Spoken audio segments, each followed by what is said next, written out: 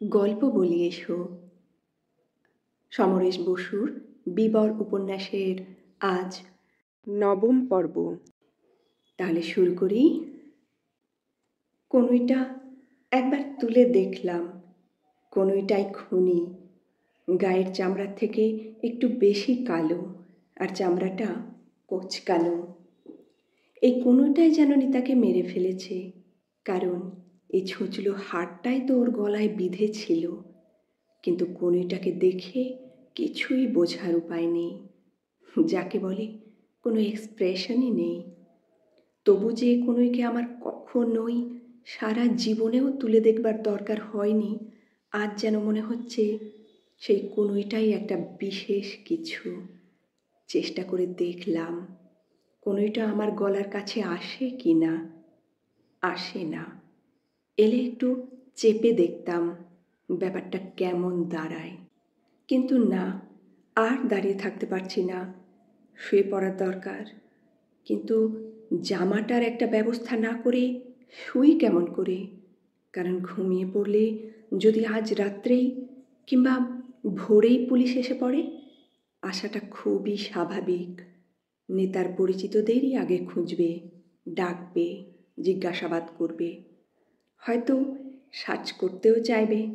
এবং তখন যদি জামাটা পায়, তাহলেই তো গেলাম।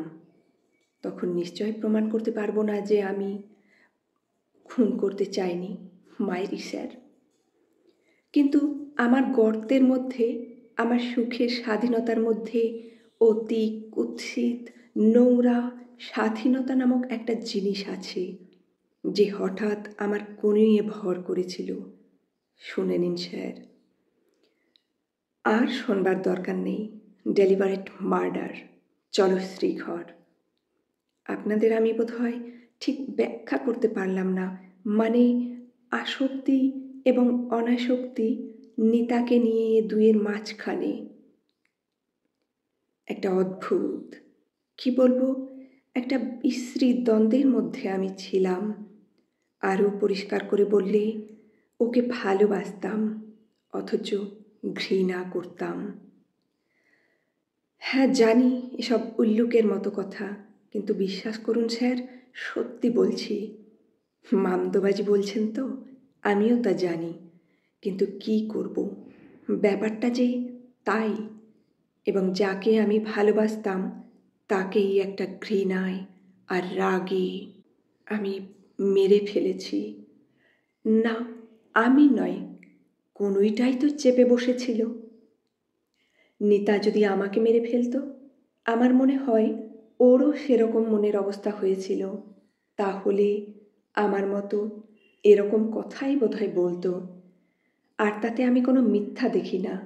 অবশ্যই এই কথাটা আমি এই জন্যই বলতে পারছি যে নিতার ঘৃণা উথলে উঠতে আমি দেখেছিলাম, এবং এই ঘৃণা আর রাগটাই সব থেকে সন্দেহজনক ব্যাপার নারী পুরুষের ব্যাপারে। আমার তো তাই ধারণা, কারণ এতে ঠিক নির্ভেজাল গর্তের সুখের প্রেম প্রমাণিত হয় না। জানি সবাই বেশ আছে, জানি এসবই বুজরুকি বলে প্রমাণ হবে, কারণ খুন খুনই। নিতা করলেও তাই হতো, আমি করেছি, অতএব তাই প্রমাণ হবে। অতএব জামাটা তাড়াতাড়ি সরাও। কেন না? কারণ স্বাধীনতার কি ভয়ঙ্কর সাহস, যেভাবে একজনকে একেবারে শেষ করেছে, যে একজনটা আসলে কি বলে একটা দ্বন্দ্ব, এবং একজন শেষ পর্যন্ত বেঁচে থাকবার জন্যে শেষ চেষ্টা করেছে, তার চিহ্ন হিসেবেই জামাটা রয়ে গিয়েছে। এই কথা মনে হতেই আমি আর অন্য কিছু ভাবলাম না। কোটের পকেট থেকে তাড়াতাড়ি দেশলাইটা বের করে বিছানার ভেতর থেকে জামাটা টান দিয়ে নিয়ে কাঠি জ্বালিয়ে ধরিয়ে দিলাম মেঝের ওপর। টেরেলিনের জামা সামান্য একটা সিগারেটের ফুলকিতেই কীরকম ফুটা হয়ে যায় সঙ্গে সঙ্গে, আর এখন একটা পুরো দেশলাইয়ের কাঠির আগুন পেয়ে যেন আনন্দে জ্বলে উঠল, যেন অনেকটা উপসী মাতালের শুকনো গলায় বেশ বড় পেগের মাল পড়ল। আর দেখতে দেখতে তার চোখ জলজলে হয়ে উঠল। মুখটা ঝকঝকে উঠল, ভেতরের কথা ফুটে উঠল। আমি নাকের পাটা ফুলিয়ে গন্ধ নেবার চেষ্টা করলাম, বন্ধ দরজা জানলার দিকে তাকালাম, কিন্তু তেমন কিছুই হচ্ছে বলে আমার মনে হলো না। গন্ধ তো তেমন একটা কিছু পাচ্ছি না, কোনো দুর্গন্ধ বা সুগন্ধ যার জন্যে পোড়া গন্ধ পেয়ে কেউ ছুটে আসতে পারে। কেবল ঘরটা আলো হয়ে উঠল, আর অল্প একটু সময়ের মধ্যেই নিভে ছাই হয়ে গেল। নিভে যেতেই, আগুনের আলোটা শেষ হয়ে যেতেই ঘরটা আগের তুলনায় অন্ধকার লাগলো এবং ধোঁয়া দেখা গেল। এবং এবার একটা গন্ধ আমার নাকে ঢুকলো, যে গন্ধটা ভালো না। আমি তাড়াতাড়ি বাড়ির বাইরের দিকের জানালাটা খুলে দিলাম। নিচু হলে কালো রঙের ছাইটা দেখলাম, কালো রঙই, অথচ সুতোর জামা কাপড় পরলে তার রঙটা ছাই ছাই দেখায়। এটা কালচে এবং মেঝেই দাগ করে দিয়েছে। একটা বাজে কাগজ টেনে নিলাম খাটের তলা থেকে, তার মধ্যে ছাইটা পুড়ে নিলাম, কিন্তু মেঝেতে যেন কেমন কালচে রস ও চটচটে মতো জিনিস লেগে রইল, যেটা তখনই কাগজ দিয়ে ঘষে তুলতে চেষ্টা করলাম, অথচ ঠিকমতো উঠল না। জাগের থেকে খানিকটা জল সেখানে ফেলে দিয়ে ঘষে ঘষে তুললাম, আর তাতে এবার অনেকটাই উঠে গেল। তার উপরে আবার পা দিয়েও ঘষে ঘষে দিলাম, কিন্তু ধোঁয়াটা ঘরের মধ্যে যেন জমে থাকতে চাইছে, বাইরে বেরোতে চাইছে না। তাই ফ্যানের রেগুলেটর ঘুরিয়ে আরও জোর করে দিলাম এবং পোড়ানো জামাটায়, যেটা তৈরি করতে খরচা পড়েছিল 57 টাকা, হার্ডলি 2 মাস গায়ে দিয়েছি, অথচ একটা টেরিলিনের জামা অনেক দিন যায়, বছর কাবার তো বটেই। আবার একটা তৈরি করতে দিতে হবে। জামাটা আমার বেশ প্রিয় ছিল। তার সব ছাই, রস, চিহ্ন যা ছিল সবটুকু কাগজের মধ্যে নিয়ে দরজার কাছে দাঁড়ালাম, আর একবার ঘরের মধ্যে তাকালাম। ধোঁয়াটা অনেকটাই পরিষ্কার হয়ে এসেছে, মেঝেটাও পরিষ্কার দেখাচ্ছে। সামান্য একটা হালকা ছাপ আছে, কাল সকালে ঘর মোছবার সময় আর নিশ্চয়ই থাকবে না। তবু দরজাটা খোলবার আগে আমি বাইরে কান পেতে একটু অপেক্ষা করলাম। বোঝা গেল কেউই ওঠেনি, কারোরই নাকে কোনো গন্ধ যায়নি, এবং সম্ভবত ঠাকুর চাকর দুজনেই খাবার ঘরের দরজা বন্ধ করে দিয়েছে। যাকে বলে শয্যাগ্রহণ, তা বোধহয় এখনও হয়নি, হয়তো এখনও আমার বিষয় নিয়েই তাদের আলোচনা হচ্ছে, যার অধিকাংশ কথাই হলো মাতাল লোকটা শয়তান, দেবতার ঘরে অসুর, দেবতা অর্থাৎ আমার বাবা, দেবতা দেবাদিদেব, কিংবা কে জানে আরও খারাপ খারাপ কথাই বলছে হয়তো। এবং দুপুরের ছুটির অবসরে আশেপাশের সব বাড়িতেই চাকর ঠাকুরদের মারফত এ বাড়ির বিষয়ে পাচার হয়ে যাবে। সকলের গায়েই গন্ধ, তবু আরেকজনের গায়ের গন্ধটা না পেলে যেন আমাদের স্বস্তি হয় না, ওতে একটা বিশেষ আনন্দ পাওয়া যায়। দরজাটা আস্তে আস্তে খুললাম, বারান্দায় আলো জ্বলছে, সারা রাত্রিই জ্বলে, এবং যা ভেবেছিলাম তাই। খাবার ঘরের দরজা বন্ধ হয়ে গিয়েছে, সব ঘরের দরজাই বন্ধ হয়ে গিয়েছে।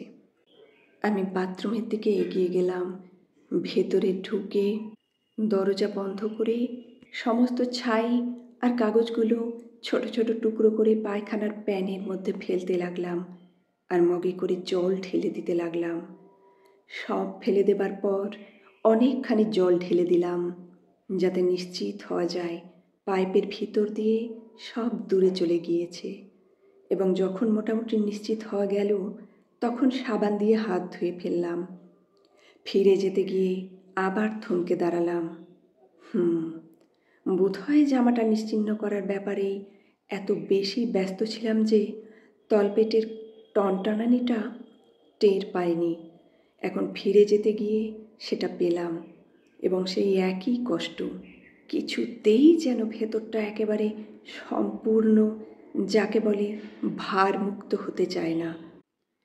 তারপরেই ঘরে গিয়ে দরজা বন্ধ করে ফ্যান অফ করে দিলাম আগে, একটা সিগারেট ধরালাম, এগিয়ে আয়নার সামনে দাঁড়ালাম। আচ্ছা, সত্যি কি আমাকে কোনো খুনে অপরাধীর মতো দেখাচ্ছে? আমি খুনিদের অনেক ছবি ভাববার চেষ্টা করলাম, আর আশ্চর্য, দুই একটা যা মনে পড়ল তাদের সকলের চেহারাই যেন আমার থেকে ভালো। সবাইকেই প্রায় ফিল্মের হিরোর মতো দেখায়, আমাকেও তো দেখায়। তাই আসলে এ কথা বোধহয় হলফ করে বলা যায় না খুনির বিশেষ কোনো চেহারা আছে, কিন্তু এসবও কোনো ঠিক কাজের কথা নয়। আসলে আমার কী রকম একটা অস্বস্তি হচ্ছে, এবং সেই অস্বস্তিটা যে কী রকমের আমি বুঝতে পারছি না। শরীরের অস্বস্তিটা এখন তো নেই, অথচ মনে হচ্ছে আমার যেন কী সব করবার রয়েছে, অথচ করতে পারছি না। কারণ কি করবার আছে তা মনে করতে পারছি না। আমার যেন সবই মামদোবাজি।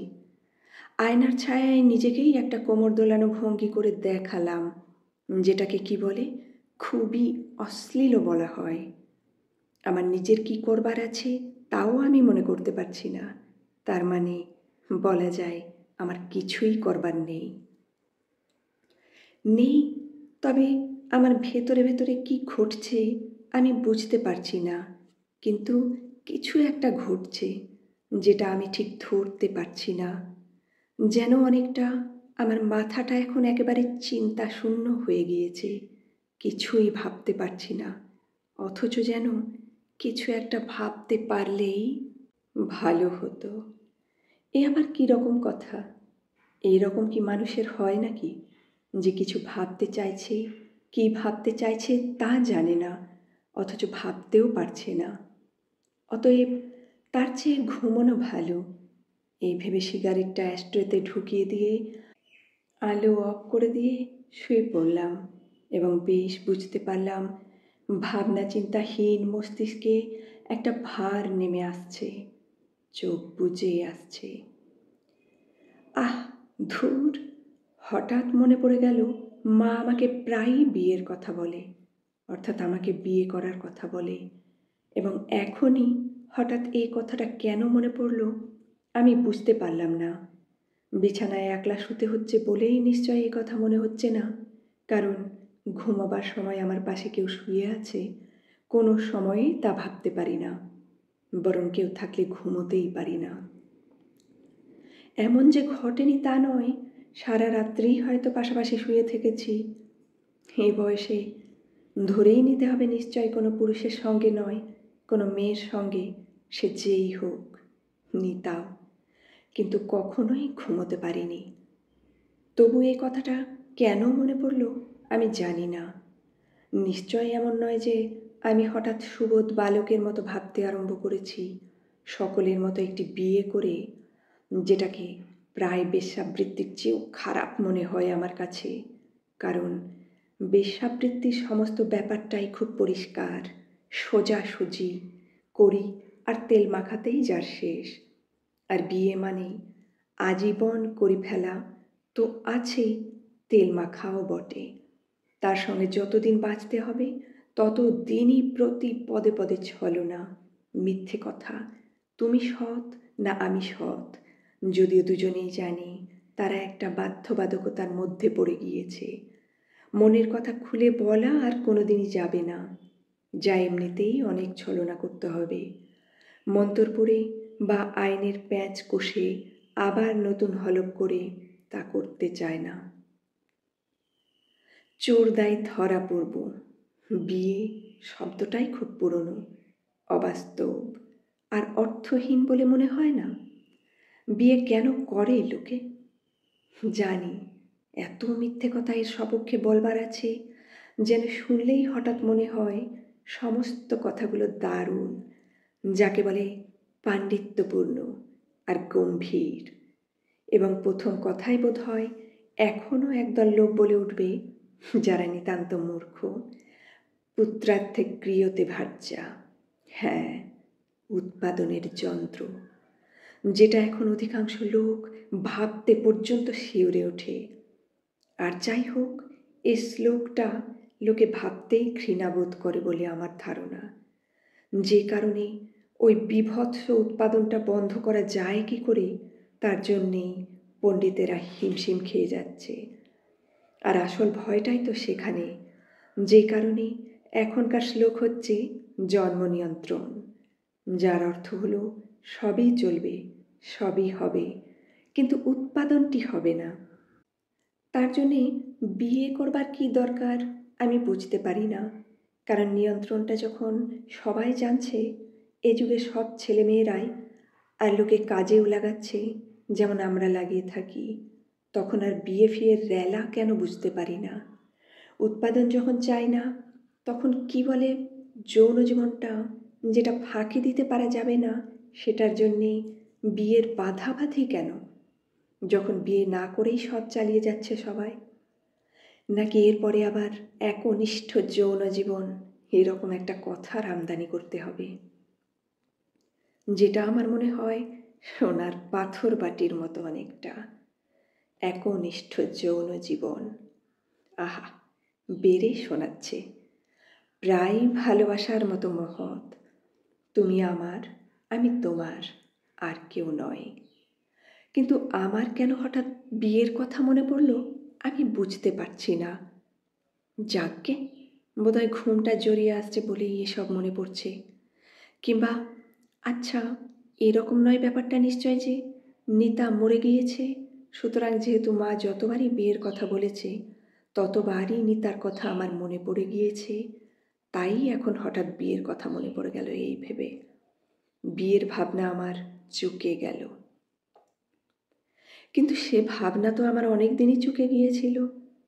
যদিও মা যখন 3য় শ্রেণীর অফিসারের বাজার দর যাচিয়ে আমার বিয়ের কথা বলে এবং নিতার কথা আমার মনে পড়ে যায়, বিশেষ করে নিতার কথা মনে পড়ে যায় বলেই ওসব চিন্তা আমার মাথার চুকে গিয়েছিল।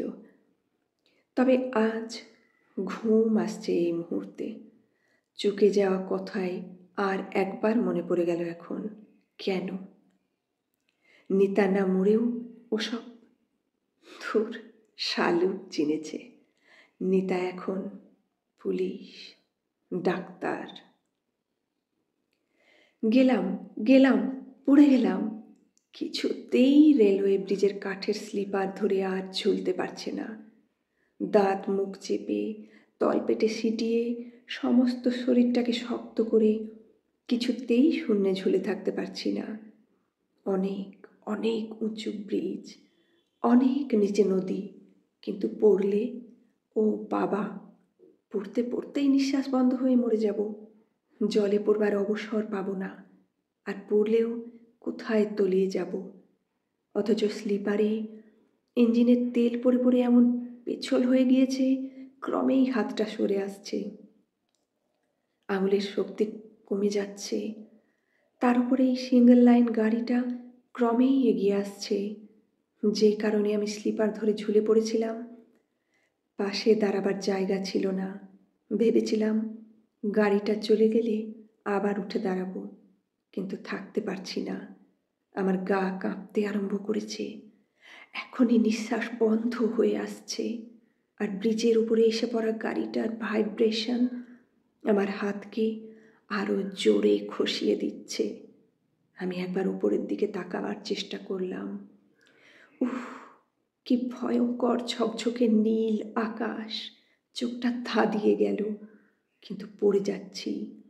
না না না, উফ, খুলে গেল হাত, পড়ে যাচ্ছি, পড়ছি। জল, নিশ্চয়ই জল। হঠাৎ সমস্ত শরীরটা থপাস করে এক জায়গায় পড়ল। ঝাঁকুনি আর খিঁচুনি একসঙ্গে লেগে চোখ মেলে তাকালাম। অন্ধকার, কিন্তু হাত পা নাড়তে ভয় লাগছে। অনড়, নিশ্চল হয়ে পড়ে আছি। বুকের ভিতরটা থক থক করছে, গলাটা শুকিয়ে কাঠ, এবং কয়েক মুহূর্ত সেইভাবে থাকতে থাকতেই আচমকা একটা নিঃশ্বাস পড়ল, আর আমার মুখ দিয়ে বেরিয়ে এলো, যা সালা, স্বপ্ন মায়েরি। তারপরে দেখলাম বিছানার চাদরটা দু হাতে মুঠো করে ধরে আছি, আর গলার এবং ঘাড়ের কাছে ঘেমে উঠেছে। উল্লুক, স্বপ্নটাকেই বললাম বা নিজেকে তা ঠিক জানি না, কিন্তু একটা স্বস্তির নিঃশ্বাস পড়ল এবং পাশ ফিরে শুলাম। ব্রিজ থেকে পড়ে যাওয়ার স্বপ্নটা আর একবার আমার চোখের সামনে ভেসে উঠল। উফ রে ফাদার, মনে মনে ভাবলাম, হাপিস হয়ে যাচ্ছিলাম। তারপরে বেশ গুটিসুটি হয়ে শুতে শুতে ভাবলাম, মালের খোয়ারি এর থেকে ভালো। শয়তানটার আর স্বপ্ন ছিল না নাকি? যদিচ শয়তানটাকে আমি চিনিই না, যে স্বপ্নের আমদানি করে। যাকগে, এতক্ষণে নিতার ঘরটা বোধ হয়। না, চোখ জুড়ে যাচ্ছে, ঘুম আসছে আবার। আরে আশ্চর্য, এসব জায়গা জলে ডুবে গিয়েছে কবে বা কী করে আমার কোনো ধারণা নেই, অথচ আমি প্রত্যেকটা জায়গায় চিনতে পারছি। যদিচ সবই জলের তলায়, আর আমি যেন একটা মাছের মতো জলের তলা দিয়ে চলেছি। ঠিক যে ভয়ে ভয়ে চলেছি তা নয়, বরং একটা গা শিউরানো ঘিনঘিনে ভাব নিয়ে। পচা হলদে জলের তলা দিয়ে যেমন ডুব সাঁতার দিয়ে চলে, তেমনি ভাবে কখনো কাত হয়ে, কখনো উপুড় হয়ে গা বাঁচিয়ে চলেছি। কারণ ডুবে যাওয়া কলকাতার এসব এঁদো রাস্তায় হলদে রঙের অনেক শুকনো পাতা, গাছের ডাল পড়ে রয়েছে, এবং এখানে সেখানে কেঁচো বা বিষহীন সাপ সব দলা পাকিয়ে রয়েছে। মাঝে মাঝে সাদা কৃমির দলাও কিলবিল করছে। সেগুলো যেন এই রাস্তার ধারের নর্দমায় ছোট ছোট ছেলে মেয়েদের পেট থেকেই এককালে বেরিয়েছিল। কারণ নর্দমাগুলো আমি পরিষ্কারই দেখতে পাচ্ছি, এবং সেই মস্ত বড় গাছের গুঁড়িটা, যার ধার ঘেঁষেই একটা মন্দিরের রক, যে রকের পলেস্তারা এক এক জায়গায় খসে গিয়েছে, লাল ইট দেখা যাচ্ছে। জলটা কি বলবো, যাকে বলে পঙ্কিল, সেই রকম হলদে আর পচা পচা গন্ধ। এবং আমার ডুবে ডুবে যাওয়ার জন্য জল সেই রকম নাড়া খাওয়ায় হলদে পচা পাতাগুলো মাটি থেকে উঠে আসছে। আমার গায়ে লেগে যেতে চাইছে, কিন্তু যাতে না লাগে আমি সেই চেষ্টায় তাড়াতাড়ি পার হয়ে যাচ্ছি। এবং এরকম পার হতে গিয়ে কেঁচো, সাপ, কৃমি যদি হঠাৎ গায়ে লেগে যায়, সেই ভয়ে খুব সাবধানে চলতে হচ্ছে। যদিচ ওরা ওদের মনেই আছে, আমার গায়ে এসে পড়ার কোনো চেষ্টাই ওদের নেই। জলে কোনো স্রোত নেই, তাই ওদের ভাসিয়ে নিয়ে যাচ্ছে না। সবই যেন স্থির, সবই পরিষ্কার দেখা যায়, আর একেবারে চুপচাপ, যাকে বলে নিঃশব্দ। ঝিঁঝিও ডাকছে না। এবং সব মিলিয়ে এটা একটা কেমন ব্যাপার তা আমি জানি না, বা আমি যে কোথায় চলেছি জলে ডুবে যাওয়া আমার চেনা রাস্তা দিয়ে, আমি কিছুই জানি না। কেবল এইটুকুই আমি জানি, আমি যেন লুকিয়ে একটা জায়গা পার হয়ে চলে যাচ্ছি।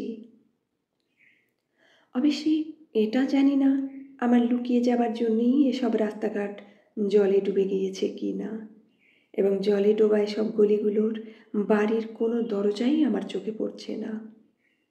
চলেছি চলেছি, তারপরে সবই অন্ধকারে হারিয়ে গেল।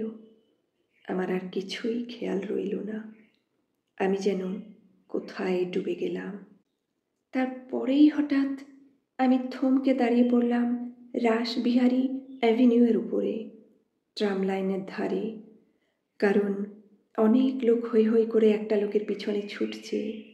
আমার দৃষ্টি সেই লোকটার দিকে, যাকে সবাই তাড়া করছে।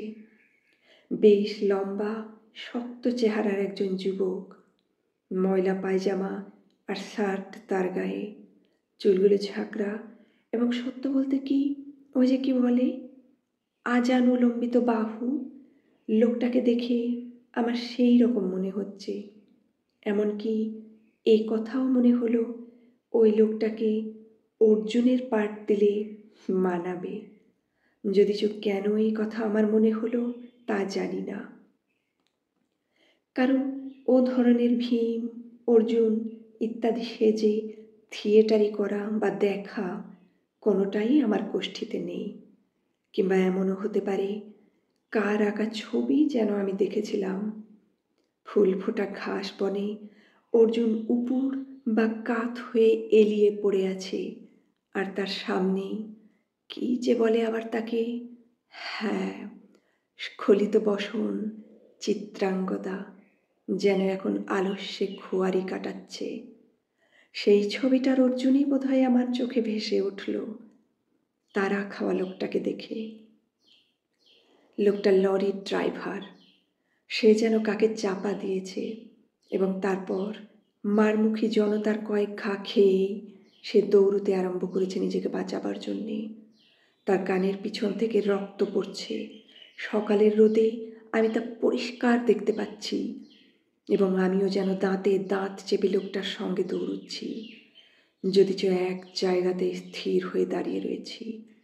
বুকের মধ্যে থকথক করতে আরম্ভ করেছে, ঘামতে আরম্ভ করেছি, আর লোকটার সঙ্গে দৌড়চ্ছি এবং একটা বাড়িতে ঢুকে পড়লাম। যদিচ লোকটাকে এখন আর আমি দেখতে পাচ্ছি না, তবু সে যে ফ্ল্যাট বাড়িটার সিঁড়ি দিয়ে দৌড়ে উঠছে তা যেন আমি স্পষ্টই দেখতে পাচ্ছি। দোতলা তেতলা পার হয়ে হঠাৎ আর কোনো পথ দেখতে না পেয়ে সামনের দরজা খোলা বাথরুমে সে ঢুকে পড়ল। দরজাটা বন্ধ করল, কিন্তু এই মেরেছে, ভেতর থেকে বন্ধ করার কোনো হুড়কো বা ছিটকিনি নেই। ওদিকে রাস্তার মারমুখী লোকেরা, বাড়ির বাসিন্দারা সবাই উঠে আসছে চিৎকার করতে করতে, ওই যে শালা ওই দিকে, শুয়োরের বাচ্চাটাকে ধরা গেছে মায়েরি, হি হি হি। যেন রাগে, ঘৃণায় আর খুশিতে সবাই ফেটে পড়ছে, ঝাঁপিয়ে পড়েছে বাথরুমের দরজার উপরে, আর লোকটা শরীরে সমস্ত শক্তি দিয়ে দরজাটা চেপে ধরেছে। আমিও যেন লোকটার সঙ্গে দরজা চেপে ধরলাম, জোরে, আরও জোরে, আরও। ব্যাস, সুতো থেকে ঘুড়ি কেটে যাওয়ার মতো আমি কোথায় যেন ছিঁড়ে গেলাম, অন্ধকারে তলিয়ে গেলাম। কিছুই আর আমি দেখতে পেলাম না, আমি নিজেকে নিজে হারিয়ে ফেললাম। তারপরেই কে অচেনা মেয়েটির গায়ে হাত দিয়ে আমি দাঁড়িয়ে আছি। আমার এক হাত তার কোমরে আর এক হাত কাঁধে। কাঁধের হাতটার কোনোই মেয়েটির বুকে ঠেকে আছে, আর মেয়েটি লজ্জা লজ্জা মুখে হাসছে, চোখের দৃষ্টি নিচের দিকে। জায়গাটা যে কোথায়, মেয়েটাই বা কে, তা আমি কিছুই জানি না। কেবল এইটুকুই দেখছি, মেয়েটার বয়স 22-24-এর মধ্যেই। চেহারাটি বেশ ভালোই, শরীর টরীর যাকে বলে বেশ উচ্চ মার্গে তুলে দেওয়ার মতোই মনে হলো আমার। আমি তাকে চুমো খেলাম, সে আমার দিকে তাকালো, ঠোঁট তুলে যাকে বলে প্রতিদান তাই দিল। এবং আমি তাকে চিনতে পারলাম না, অথচ আমাদের যে পরিচয় আছে তাতে কোনো সন্দেহ নেই, আর আমরা যে একটা উদ্দেশ্যেই এরকম মিলেছি তাও পরিষ্কার বোঝা যাচ্ছে। যে কারণে তাকে আমি বুকে তুলে নিলাম, সে আমার গলা জড়িয়ে ধরল। এবং সত্যি বলতে কি, আমার শরীরে তেমন শক্তি নেই, মেয়েটাকে জব্বর ভারী মনে হলো। বিছানা পর্যন্ত নিয়ে যেতে রগ ছিঁড়ে যাবে মনে হলো। তবে একবার যখন নিয়েছি তখন ফেলে দেওয়া যায় না।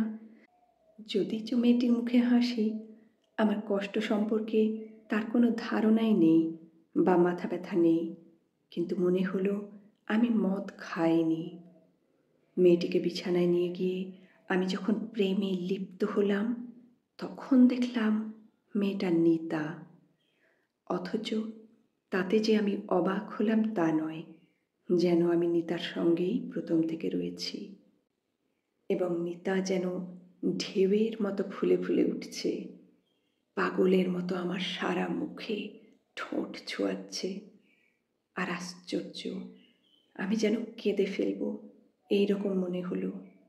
তারপরে আমি যেন কোথায় কোন অন্ধকারে ডুবে গেলাম, কোন সুখের স্রোতে নাকি কিসের মধ্যে হারিয়ে গেলাম।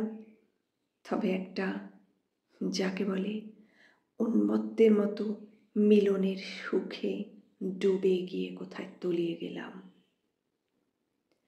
আমি একটা দেয়ালের পাশে লুকিয়ে রয়েছি এবং একটু অবাক না হয়ে দেখছি আমাকে পিটিয়ে মেরে ফেলা আমার থ্যাতলানো শরীরটা পড়ে রয়েছে। অনেক লোক সেখানে জমা হয়েছে, অনেক মেয়ে আর পুরুষ। তারা সব নানা রকমের কথা বলাবলি করছে। আমি কিছুই বুঝতে পারছি না, কিন্তু আমি মিটিমিটি হাসছি। এটা যেন এক রকমের খেলা, সকলেরই এরকম হয়ে থাকে। এমনি একটা স্বাভাবিক ঘটনার মতোই মানুষের সমাজে একটা সাধারণ লুকোচুরি খেলার মতোই খেলা করছি। যেন সকলেই নিজের মৃত্যু দেখে থাকে, নিজের সব দেখে থাকে এবং আমার মতো এমনি করে লুকিয়ে দেখে থাকে। একমাত্র বৈশিষ্ট্য হলো কে কীভাবে মরেছে, যে কারণে এখন লোকেরা ভিড় করে আমার সব দেখছে। সকলেই চোখে মুখে যেন একটা ঘৃণা আর ভয়ের ভাব। সেটা কেন? বিশ্রী দেখতে আমার সবের জন্যে, নাকি আমাকে পিটিয়ে মেরে ফেলার কথা ভেবেই? আমি তা জানি না। কেনই বা আমাকে পিটিয়ে মারা হয়েছে তাও আমি জানি না। কেবল খুব অস্পষ্টভাবে এইটুকু মনে পড়ছে, আমি গর্তের মধ্যে ছিলাম। সেখান থেকে যেই বেরিয়েছি তখনই আমার মাথায় ডান্ডা পড়ল। কারা যেন আমাকে পিটতে লাগলো। আমি কোনো প্রতিবাদ করলাম না, অথচ আমি তো বেঁচেই রয়েছি। সকলেই তাই থাকে, যেন সকলেই এক একবার এক এক রকম করে মরে, এবং এসব মোটেই খুব অদ্ভুত লাগলো না। তারপরেই হঠাৎ পিঠে চিমটি খেয়ে ফিরে দেখি নিতা ঠোঁট ফুলিয়ে চোখ পাকিয়ে আমার দিকে চেয়ে রয়েছে। বলল, ফাজিল, খুব মজা লাগছে দেখতে না? আমি হেসে উঠলাম এবং তারপরেই আবার অন্ধকারে হারিয়ে গেলাম। কোনো চেতনা রইল না। দরজায় ঠক ঠক শব্দ শুনে আমার ঘুম ভেঙে গেল এবং প্রথমেই মনে হলো আমি যেন কোথায় কোথায় ঘুরছিলাম, তাদের সঙ্গে কী সব করছিলাম। একমাত্র নিতাকে বুকে নিয়ে শোয়া ছাড়া আমার কিছুই মনে পড়ল না, কারণ আমি বোধহয় নানা রকম স্বপ্ন দেখছিলাম। নির্ঘাত পেট গরম বা ঊর্ধ্ববায়ু যাকে বলে, এবং ওই একটি স্বপ্নের চিহ্নই আমার সব কিছুতেই রেখে গিয়েছে। অথচ সারা রাত্রি যে অনেক ঘটনার মধ্যে দিয়ে কেটেছে, সেটা যাকে বলে খুবই স্তিমিতভাবে আমার মনে পড়ছে। ঘুম ভাঙার প্রথম চমকটা কাটবার পরেই আমি ঘরের চারপাশে তাকালাম এবং তৎক্ষণাৎ আমার নজর চলে গেল ঘরের মেঝের দিকে, যেখানে জামাটা পুড়িয়েছিলাম। দেখলাম সেখানে কোনো দাগ নেই। খোলা জানালা দিয়ে বাইরের দিকে তাকিয়ে বেলা বুঝবার চেষ্টা করলাম। ঠিক বুঝতে না পারলেও রোদ দেখে অনুমান করলাম একটু দেরি হয়েছে উঠতে। আর দেরি হলে অনেক সময় ঠাকুর বা বিদিশা কিংবা মা দরজায় ধাক্কা দেয়। আমি শুয়ে শুয়েই জিজ্ঞেস করলাম, কে? আমি খুকু, 8টা বাজে। আমি কোনো জবাব দিলাম না। বিদিশাও নিশ্চয় দাঁড়িয়ে নেই, কেবল জাগাবার প্রয়োজনেই ও এসেছিল।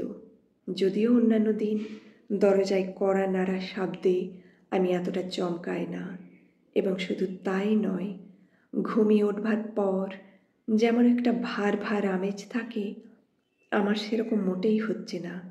যেন এইমাত্র ঘুমিয়ে পড়েছিলাম আর এইমাত্রই উঠলাম। অবশ্যই তাতে আমার কোনো শারীরিক অস্বস্তি আছে বলে মনে হলো না। কেবল যে আমেজটা থাকলে ঘুমিয়ে উঠেছি বলে মনে হয়, সেরকম বোধ হচ্ছে না। তবে কাল রাত্রের থেকে এখন আমার শীতটা বেশি লাগছে। তাই ঘাড় কুঁকড়ে উঠে আগেই টেবিলের সামনে গিয়ে ঘড়ি দেখলাম, 8:45। সত্যি অনেক বেলা হয়েছে।